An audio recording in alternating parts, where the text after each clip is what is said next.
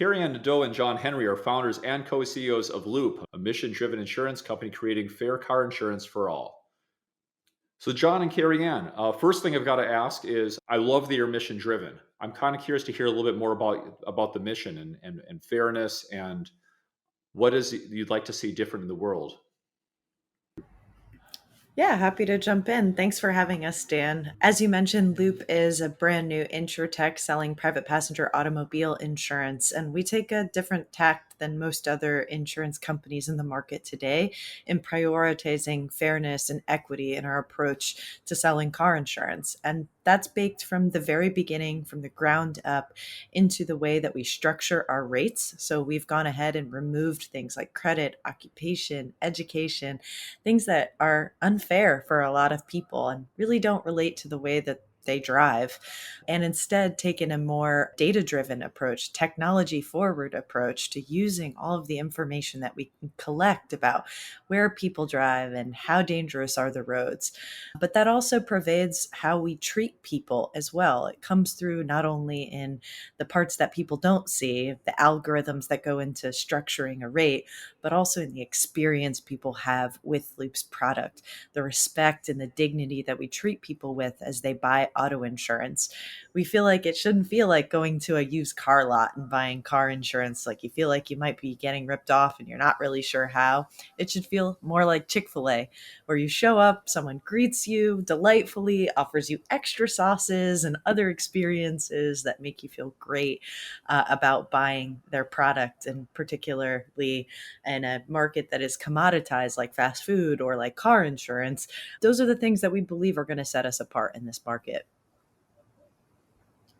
Now, understand you're coming in with a strong insurance background. We have with us, of course, John Henry as well. And John brings more operational technology background and other things. How did you get bought into this mission, and how did this idea hatch between the two of you?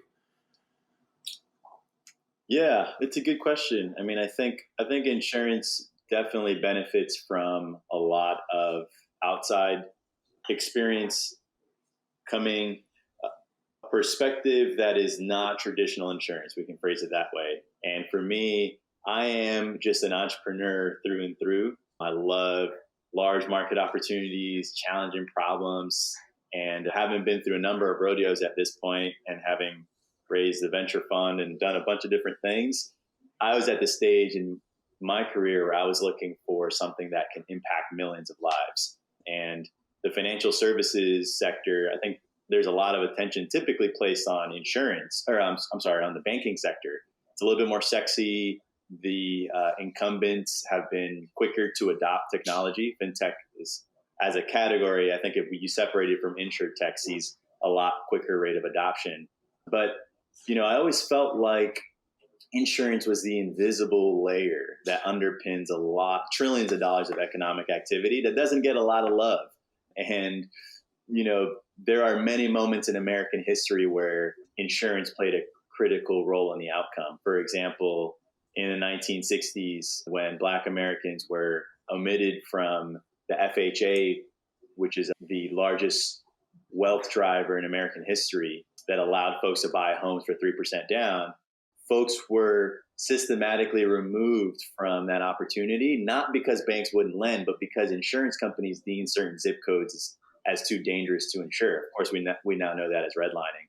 But, that was decades ago, and it had significant ramifications. So as a mission-driven founder, I look for these industries they're opaque, they have low NPS, they command trillions of dollars of economic activity as a preference, large market opportunity, and of course, auto is nearly inexhaustible. So, yeah, but I wouldn't touch insurance with a 10-foot pole were it not for having a founder that had pioneered some really defensible underlying and proprietary technology. And I think when you compare brand excellence with, robust technology, that's a ride worth going on. And so that's why we started Loop. Wow. And I mean, other directions I want to go with that, but you really touched on something that surprised me. I mean, I think we're all aware today of the legacy of redlining. And I think it's typically the banks that bear the at least the popular blame for it. It sounds like the insurers were at least as responsible. I'm kind of curious I'm probably not the only one listening who heard that, perked up and thought, whoa, this is different than the history I thought I learned. I'm curious if there's more to share with our listeners. Yeah, I can touch a little bit on that. My background actually before coming to insurance is in city planning, and I never thought that those two worlds would overlap, but they overlap a lot. We really need to understand the way that our spaces were planned and organized, where people lived, where people were allowed to buy homes. Less than 100 years ago, that landscape put Black and Hispanic and immigrant communities in specific areas, and real estate agents, banks, and insurance companies were unwilling to touch some of those communities. What that's meant over time, and insurance, particularly auto insurance, still continues to use much of the way that they did it 50, 100 years ago in zip codes, geographic areas that we know are still segregated. If you look at the demographics of zip codes, that has persisted over time. And when we took a look, John mentioned our proprietary technology. We're able to peel back not just the influence of a zip code on a rate, but actually what's the underlying risk in that zip code. We collected public records from state and local agencies, hundreds of thousands of car crashes, and we located them on a map. What we found was that zip codes that were predominantly Black, predominantly Hispanic, were still being overcharged today. Those zip codes are priced much higher than majority white and upper middle income neighborhoods, despite the fact that they had no more crashes than those other zip codes. So the way that we set forth, how we were going to price this zip code versus that zip code has persisted and perpetuated some of the unfairness that existed in the way that people chose where they were going to live. If we look at the actual underlying risk that is in those zip codes, there really is no difference. And that means that it's been unfair, that the product has not been fairly or justly priced for those people that, through whatever circumstance, were born, raised, and continue to live in areas that are majority minority or more minorities live in. Yeah, that's a really important point I just want to double click on, because I think when you hear about an equity angle or something like that, it's made to seem as though it's like kind of fluffy, but there is indeed a very robust business case that we're tackling here. And I just want to be explicit that I am absolutely a capitalist, and we're in business, and we believe that there's a pricing inefficiency in the market whereby there are large segments of the market that are priced as high risk, but indeed represent statistically no more, probability of being involved in a crash than other segments. So we're going to hone in and build in incumbents' blind spots and build a multi-billion-dollar business there and win with that segment 10 out of 10 times. What I love about what you're saying is that it's inherently two sides of the same coin. What you call fairness is literally the exact same thing as increased actuarial accuracy. Correct. It's literally the same thing. Well phrased. Yeah, I think about Someone's being overcharged, it's an actuarial error. That's right. Or an actuarial blind spot, I would say. I think a lot of insurance companies don't have as much experience in specific areas. And so they're more risk averse, given that the mathematics are not as strong in some areas as other, simply sample size problems that have led people to perpetuate and continue carrying forward the way things always have been done. But on top of that, I like to use the analogy of like playing poker, right? Being at a poker table. When you sit down at a poker table, you see your own cards and you know how to play your hand given the cards that are in your hand. With the advancements in data and technology, where we see data coming from telematics devices that monitor where you drive, how you behave, when you're on the roads, whether you're exposed to really unsafe areas, you start to be able to see more cards on the table. You start to be able to look at risk differently, segment it more specifically. And so I think it's really a blind spot for actuarial science, where we've been only looking at the cards in our hands, and really this transformation and this rapid expansion of the amount of information that we can collect has been It's essentially sitting down at a poker table and only looking at your own hand when you can see everyone else's cards. That's really the opportunity for us here to improve the actuarial mathematics that go into pricing risk and rating risk accurately, is that we can see more, we can look at more data, we can understand it more fully. And that amount of data is only ramping and scaling over time.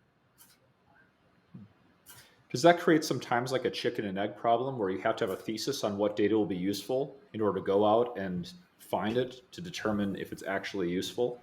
How do you unravel that? Or did you just stumble upon a data set in the first place and just do a little MATLAB and discover something? How did that come together? Yeah, certainly experience matters quite a bit, right? You can have a hypothesis, but until you experience claims, you can't really test that hypothesis from an actuarial Exactly. science perspective. So I appreciate that. One data set that is available to us that other insurance companies haven't leveraged perhaps as much as they could is the data coming from state and local governments around traffic crashes. This is the Hmm. closest approximation to population level statistics about where car crashes are happening and to whom they're happening to. So we collect about 40,000 crashes a month in the state of Texas alone, which vastly exceeds any other incumbent insurance carrier's claims data. So we're actually collecting and understanding a lot more data, able to validate our hypotheses with more population level stats rather than only those customers that we serve. Okay. So it's starting to emerge here, kind of our audience is getting to meet the two of you, how the roles are divided and so forth. I'm not sure that everyone has heard of a co-CEO. Let me ask how you met, first of all, because I'm looking at your backgrounds. We got someone with a master's from MIT working with a proud freshman dropout, bringing different components together. How did this odd couple come together? How do you make it work? And describe the co-CEO Arrangement. way of Yeah. life. Yeah.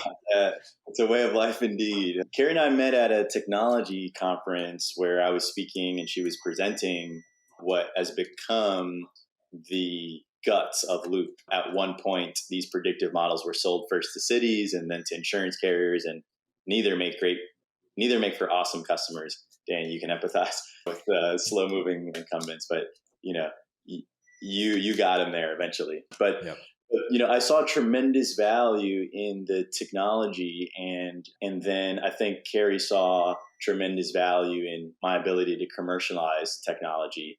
And we stayed in touch over the years.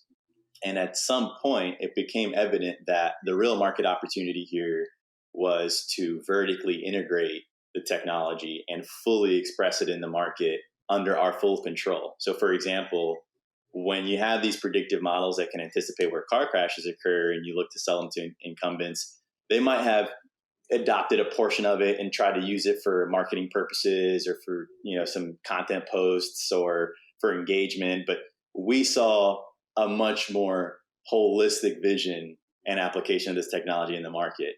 And like Steve Jobs would quote Alan Kay and say that, if you're serious about software, you build your own hardware. We felt like if we were serious about our data, we will build our own product and our own software.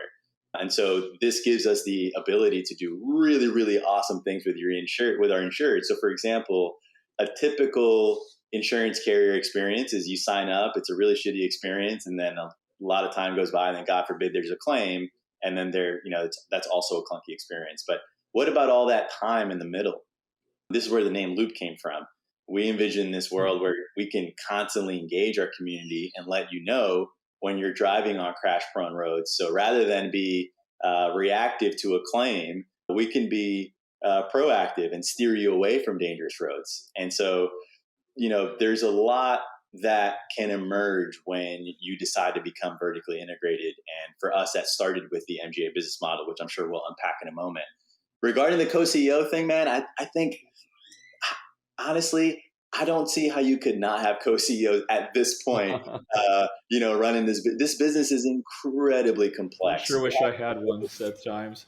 Yeah, imagine Dan, someone at your intellectual caliber helping you run the business and knowing the business as intimately well as you do. It only can accelerate your progress. And I think the things to hedge for are clear areas of domain expertise, which I don't think there's any risk of overlap pretty much between Carey and I. Yeah. So I deal with everything front of house and she'll deal with everything back of house. But the advantages are duplicity in that executive level thinking, discernment, judgment, decision making. And I've seen it work prior. We had it at Harlem Capital. We saw it in KKR. And typically you'll see it in financial institutions because of the enormous amount of complexity that those institutions have. And with a consumer, financial technology company, it just made a lot of sense to have two people represent the company in a CEO capacity. And it's worked really well. We can get the most badass marketing talent on earth because of me. And we can get really, really freakishly good data scientists because of Carey. So I see it as a superpower. And then I was curious about some of your background. Carey Anne, of course, we spoke about some of your background in municipal planning and things like that. John, what I find interesting is you were a founder that then went into VC and came back. So you've crossed the border twice. And I'm kind of curious, how did that journey go? Was the grass looking greener on the other side and then turned out it wasn't? Or Well, VC is it's much better to be a VC if you want to collect the check and be a little bit more passive. But I'm just poking fun of my VC friends. But no, I mean, I'm a founder that became a VC, not a VC that became a founder. I mean, I love the operational grittiness and rolling my sleeves up and eating shit and getting punched in the mouth 10 times a week. That's where I feel most alive. And at some point I was running an incubator and that evolved into a venture fund. And I learned quite a great deal in the venture world that is now being applied at Loop, specifically venture math. I think a lot of founders don't fully appreciate the ecosystem that is venture capital. Founders will be coy and try and raise small rounds, and they don't realize that the moment you raise a small round, you're done. You've already limited the pool of financiers that are interested because of the size of the round. And also, I learned a lot about, raising capital from institutional players. There's a certain caliber of excellence required in the reporting and the presentation of materials and how you can pitch them, keeping your materials condensed and concise. But also, to dive in on the venture math, there's a certain target ownership that funds are looking to buy. Seed stage venture has become increasingly institutionalized. You now have multi-billion-dollar seed stage funds, and you need to take a certain amount of ownership in every round, and there's a certain amount of follow-on funding that is required, and so on. So, of course, seed has gotten a lot bigger too. I mean, I think what they call seed today, people are talking about $10 million seed rounds and things like that. I mean, yeah. $6 million was an A all of 10, 15 years ago. Yeah. And so you zoom out, the takeaway for us is when we were starting Loop, we knew we had to go and raise big right from the start. We knew that we're not targeting an acquisition price. We're only going for a listing price. And our investors know that if we are acquired, then that'll have been a failure. We are looking to build an enduring company over the next 40 years.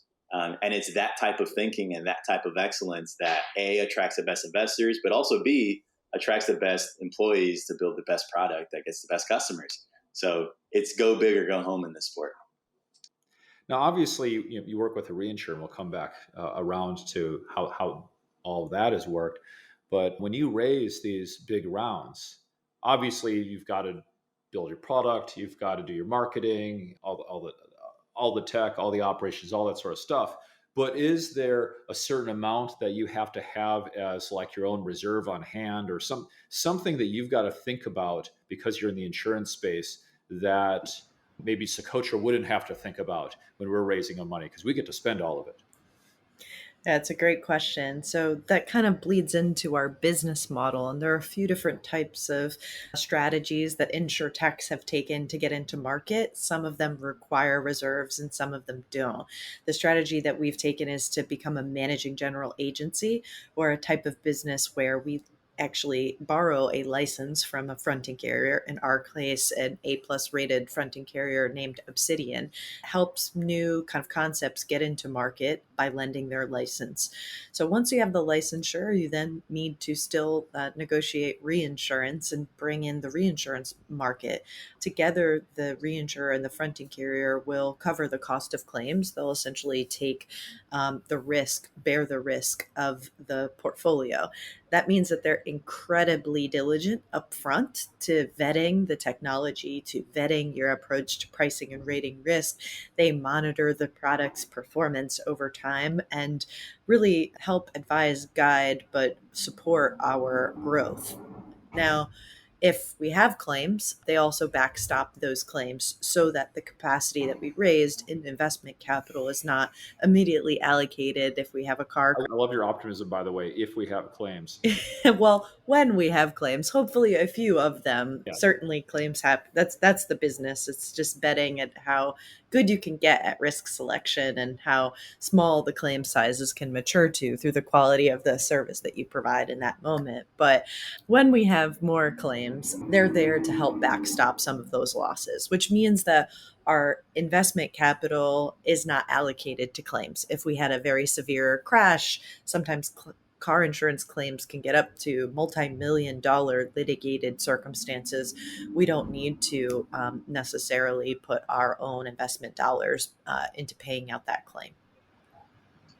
Yeah. Let me just double click there. The economics of the MGA were mysterious to us at first because there's tremendous opacity.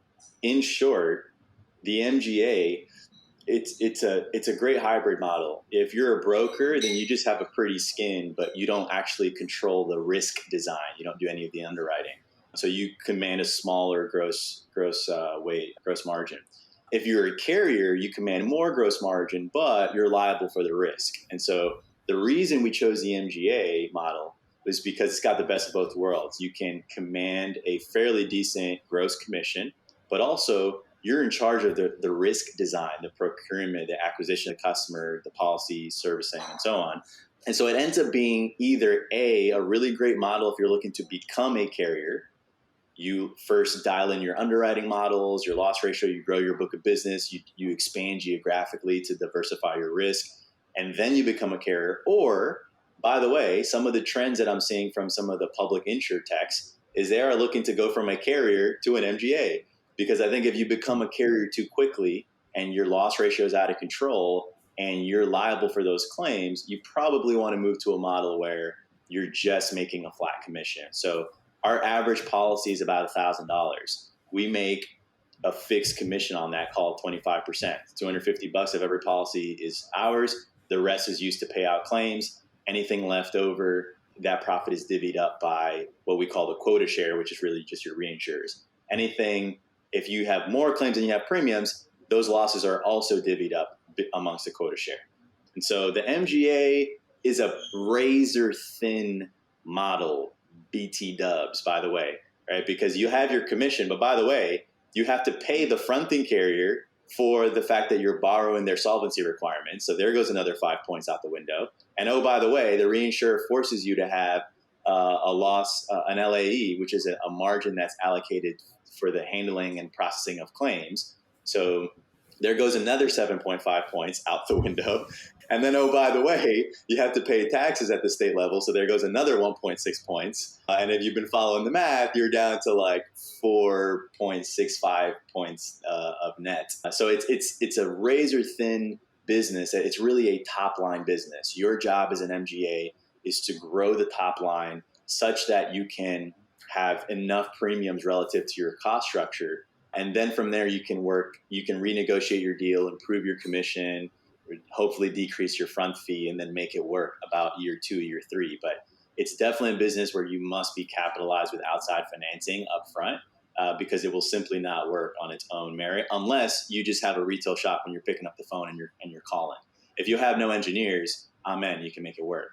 But if you have engineers and you have data people, I guarantee you the amount of premium is not offsetting our cost structure. So you need that outside money.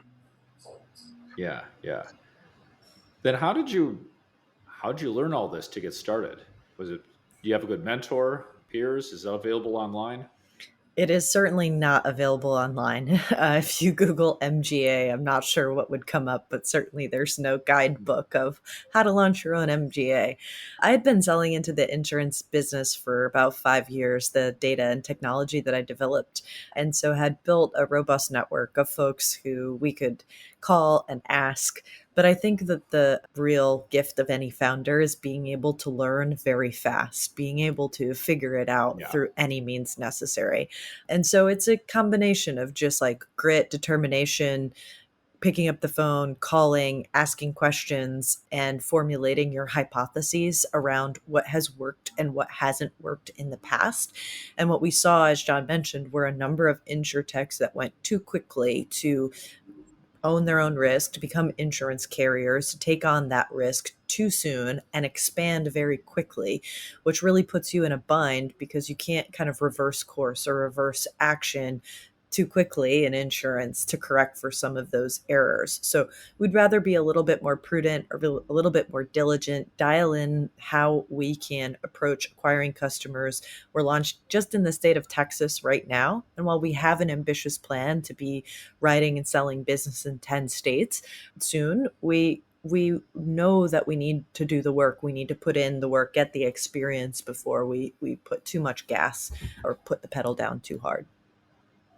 Yeah, and to emphasize your question, Dan, I'm excited for this podcast in particular because there is a tremendous amount of opacity in insurance in general. If you're in insurance, you'll know this. You post something on LinkedIn and no one responds, and you're like, "What the hell? Did no one read it?" And then you get a bunch of DMs because people are so coy that they don't even want to signal to their colleagues the types of things that they're engaging with. So now try getting the lowdown on how a business model works, and now try getting a sample financial model or some PDFs or anything. You'll be hard pressed. And so I think that there's a lot of room in the market for a podcast like this where you can break down the specifics. And we're here as open books because I would have devoured this podcast when we were starting, and likely still will, even as a fellow operator now. Switching gears a little bit, you launched in Texas, and you're both in Texas. Did the launch in Texas prompt you to move here? Obviously, a lot of MGAs launch in states where they're not residing. I'm Yep. kind of curious what brought you here. Well, many years ago, I got into acquiring real estate, and I heard this myth that you can be like this out of state landlord. Of course, it's true, but when you're starting, you will get your ass kicked up and down. And so, having gone through that experience, I didn't want to be in another state and then have our customer base here. In order to be successful in this business and any business, I want to be talking to our customers, meeting our customers, spending time with our customers. And we also have ambition to have several thousand employees at Loop. And so, from a cost of living perspective, it was a lot more feasible to do this in a state like Texas for just the median cost of living and the cost of real estate, where you don't have to pay your staff, San Francisco style salaries in order for them to have a decent life. So a lot of things drove us to Texas, but specifically Austin. There's a lot of activity here. But now let's discuss also the geopolitical considerations in insurance, which were new to me. I didn't realize that, your pricing strategy and your expansion strategy should be very informed by the type of political climate that a particular state has, because insurance is regulated at the state level. So you have these insurance commissioners that are, their bosses are the governors. And in blue states, it's immensely difficult to get a new product approved, especially a rate filing such as ours that has a lot of innovation built into it. We removed a lot of the typical factors, and we knew that we would need regulators that were perhaps a little bit more flexible with new types of products. And so the blue states have tremendous capacity to evaluate something on its merits, so that's good, but it's a year-long process. So if you are an MGA startup, you will want to look for red states, just to put it plainly, where the regulatory climate is much more friendly, much more welcoming. And our rate filing was approved in 34 days, beginning to end here in Texas. Other states where you'll notice a lot of the insurtechs typically go to these states: Colorado, Arizona, Lemonade launched in Illinois. There's a reason people are going to these states. It's easy to set up shop. Ohio is another. And so from a pricing perspective, this actually paints an interesting advantage as well, because you can allow your rate filing to be approved and you start collecting data, and you start immediately able to distinguish in instances in which you're underpriced or overpriced. So if you wait a year because you're waiting to get into New York, and then God forbid you have it wrong and you're significantly underpriced and you're getting all the worst risk, or you're significantly overpriced and you're not getting any business, now try going to the regulators and justifying a rate increase. You're screwed. You're done. You're going to wait another 6 months to be approved. Whereas in these states that are a little bit more nimble, you can hit the ground running, iterate, iterate, iterate, iterate. And once you dial in an accurate rate, then you can go to these blue states and file there. And by the way, that cost us, I don't know, $20,000-$30,000 of consulting with actuarial consultants. So voila, there you have it. But these are the types of implications that and nuances that are not often discussed, but play a really big role in the insurance industry. Yeah. Well, glad you made the trip out to Texas. So we got to meet. It was about 7 months ago, I think I met the two of you. I was new here and I didn't know a whole lot of people here, but we did have 3 customers in Austin already. So there's quite an insurtech community here, which I've been quite impressed by. So we had a little bit of a meetup. It's great meeting the two of you guys, finding a few things in common.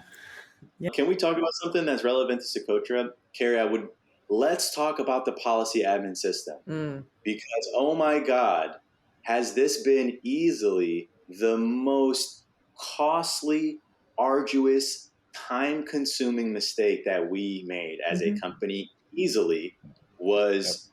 I wasn't going to get into it, but you were sitting next to me at dinner, and before you even knew what I did, you're just like, policy admin. Absolutely. I mean, it is the most important decision that nobody talks about and that everybody makes in private. And by the way, everyone gets it wrong unless you're going with Socotra. And by the way, hashtag not a fucking ad. This is not an ad. But all right, I mean, let's spend a little bit of time here, Carey. Yeah. Let's keep it a buck. Let's not name anybody.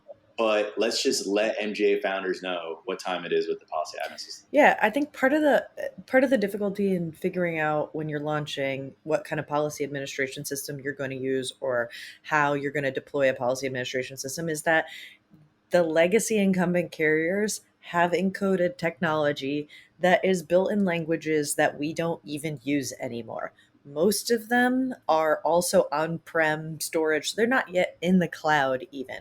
So in terms of the basic principles of how data is managed, how data is moved, how data is stored, how you can access it is fundamentally hard-coded and stuck in the 90s, which for somebody who wasn't necessarily, working in insurance companies in the 90s would be impossible to learn and difficult to use and totally nail your feet to the floor. Every step, every decision you want to make takes 6 months to do. Now, we live in a world where I expect things to be fast, accessible, usable. I want customizations. I want to be able to understand and utilize it without needing to understand a language that doesn't exist anymore. All of these sort of fundamental elements that make technology modern, the insurance industry has not gone over that overhaul, has not gone through that overhaul. So Dan, you were talking about how did you learn about the MGA structure? We asked people, we said, okay, this is a structure that's been used before. When it comes to a policy administration system, nobody has good advice for you. They either built it in-house or they used a third party that they aren't super satisfied with, that struggles with the same issues that come from building it in-house. So when you're launching a new business, you have limited capacity in terms of engineering support, you have limited financial capital potentially, it becomes kind of a difficult decision. Are you going to be able to build this in-house? Can you financially sustain, and can you, from a technological expertise perspective, build something you've never built before? Or will you go with a third party that inherently can't satisfy your need to live in a modern world? So we made the mistake of, I wouldn't say a mistake, it's with that difficult choice, we made the decision to go with a third party that wasn't Socotra to begin with. In the back of our heads, we're like, man, an SDA model would be the right model for us, where we build modular components and we have some of that infrastructure already established that we can customize. But not until we raised another round of capital were we in a position to really strategically evaluate whether we could overhaul that system. Well, what did that do? Well, that created a legacy product that we have to deal with as we're trying to launch a new product, and difficulty in transitioning policies and understanding our book of business and rating people consistently and accurately, all kinds of dynamics and all kinds of trouble. Had we been smart from day one, we would have gone with what we knew to be the right decision, which would have been a Socotra type model where we could hire limited engineering support, minimal engineering support, take some of the advantages of pre-built modules and integrations that are all cloud hosted, all secure, kind of all already in the 21st century, and build our program on top of that. So hashtag not an ad, but yeah, we wasted a lot of time, a lot of money, a lot of energy, and had a lot of frustration. Had we made a better decision at the outset, we wouldn't have had faced a lot of those challenges. I think the most important aspect of the policy admin system decision that we underestimated is not having the control of the speed to resolution in your hands. And this was a decision I just didn't think about it when it did. And it's not a dig on any third party. It's just you don't want anybody in charge of your response time to your customers. You just don't. And when you choose a policy admin system, you'll go through the sales process, and they'll sell you on the capabilities, and then you say, okay, cool, yeah, I'll have that. But then you don't realize that the actual development of it and the maintenance of it, and when customers have feedback for you, you don't just go to your CTO and say, hey, or your product manager and say, hey, let's resolve this Jira ticket that you created internally. You now have to create a Jira ticket that then has to go to an outside party that then is servicing many clients, and then you sit and wait in the queue, and it can be months before a mission critical item is resolved. And so I think that the microservice architecture model is so powerful for us personally because that control is in our hands. If a customer says that they need something done, we can deal with it internally with our own technology team. And that probably was the most important factor for us. Well, all things I'm going to say when you invite me to a SaaS Founders podcast. You've got your mission. I think you very well articulated mine, because I definitely feel the pain there, and that's exactly why I do what I do. So that's touching to me to see that people that gets across, and it's achieving it. Yeah. Well, I think we're coming up on time. So last question I'm going to have is, people who are excited about what you're doing, how can they contact you? What are you looking to recruit for, or anything else people can do to help, and how can they find you?